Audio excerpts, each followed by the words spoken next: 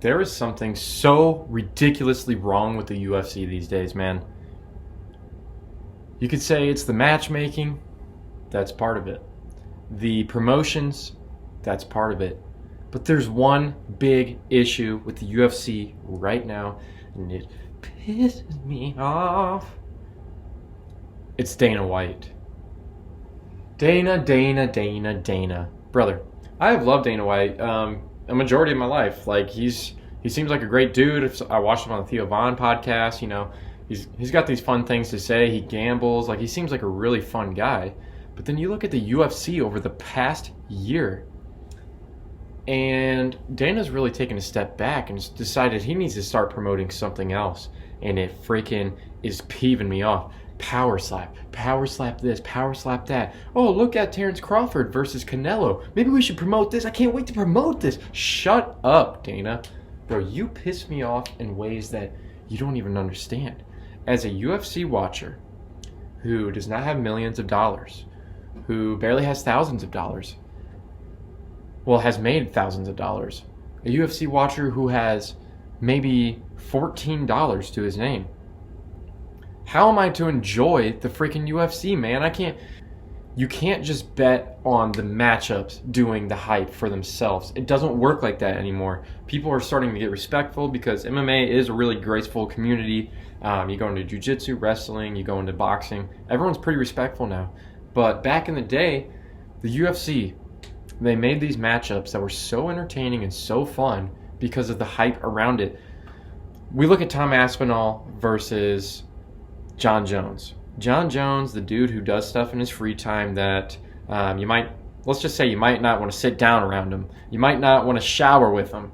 I don't know why you'd be showering with him in the first place, but hey, that's on you. You put yourself in that situation. How has this fight not been booked? This is like one of the few fights in the UFC. There's 2 super fights that we can't even freaking have right now, dude. Oh, 2 fights that would make the UFC even more popular than it is right now, and we can't do that. It's so annoying. Dude, why couldn't we get Topuria versus Islam? Why couldn't we get that? Oh, Islam's like, oh, he hasn't proved himself, man. He hasn't really done enough on this level. Oh, brother, he hasn't really proved himself. Like, shut up.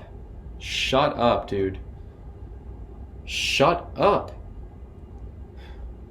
I get it. He's all about legacy and he's fight. Like, I get it. I understand it a little bit because, yes, he's a featherweight and everyone already has that narrative with Islam.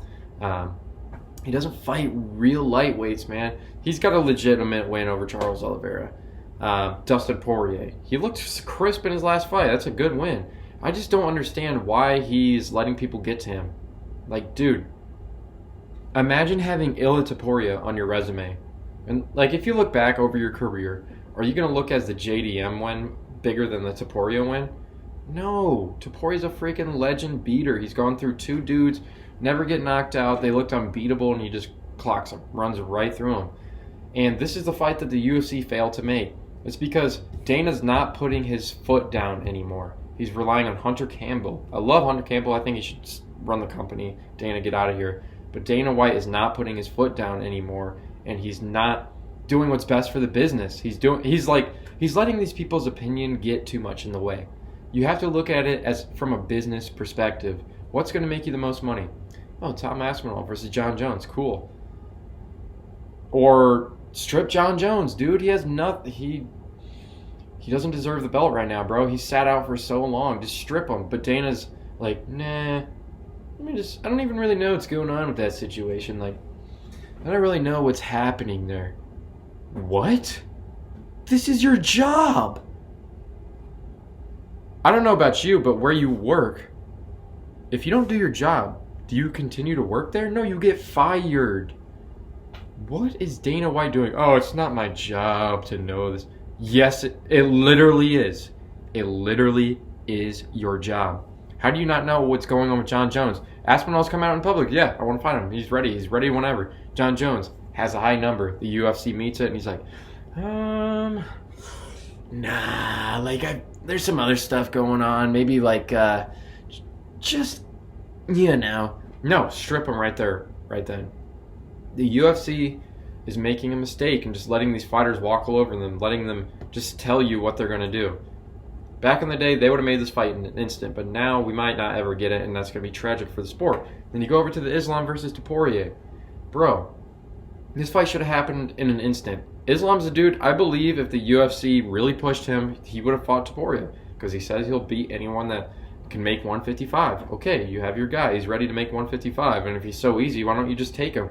He's a little scared, and he's like, nah, maybe I want to move up. Like, bro, UFC back in the day would have stepped in right now and said, hey, Islam Makhachev, brother, fight to Poirier right now, or else we're taking your belt and you're taking a pay cut. Okay, sure. That would have worked, but now they're like, what are you thinking, Islam? Okay, we want to book Topuria on you, and he's like, wait, I want to go to 170. I'm like, okay, seriously? This is what we're doing now? I find it so ridiculous that Dana White, you can tell he's not passionate about it anymore. He doesn't have that drive. He doesn't want to make these tough decisions that will further the company. Rather, he will just continue to bend over for these certain dudes that have done good things. But you look at John Jones, he's never really been a superstar. Dude, he's there's always been so much about him in the news that is bad, and he's not very good on the mic. He's a little crazy, and he went to a 5-round decision with Anthony Smith, and he got beat by Dominic Reyes. Okay, and he has a win over Cyril Gane. Okay. I don't really remember too many of those finishes. The only finish that I remember that comes to mind is when he fought Lyoto Machida, and he put him in a guillotine, and that was sick. But that's like over 10 years ago now. I don't know why they stripped Conor McGregor. They stripped Conor McGregor when he was at the height of his game.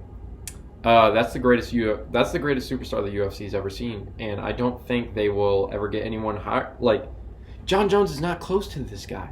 He's not a superstar. That is what is killing me.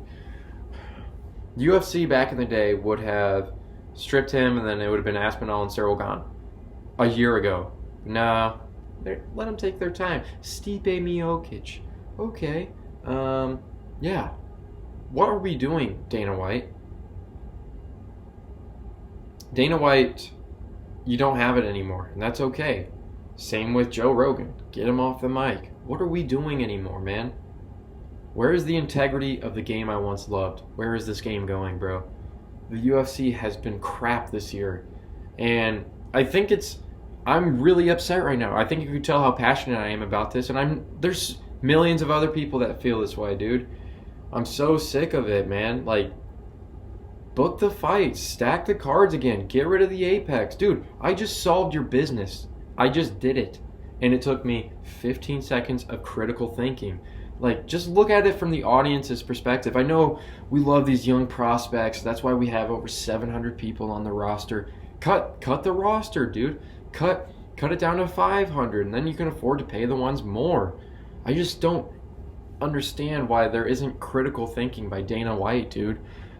I can't take it anymore. There's a huge problem with the UFC that is in plain sight, and that's what is so frustrating about it. Everyone knows it except for them. It just feels like they're not putting any effort these days, and that is the biggest problem with the UFC, man.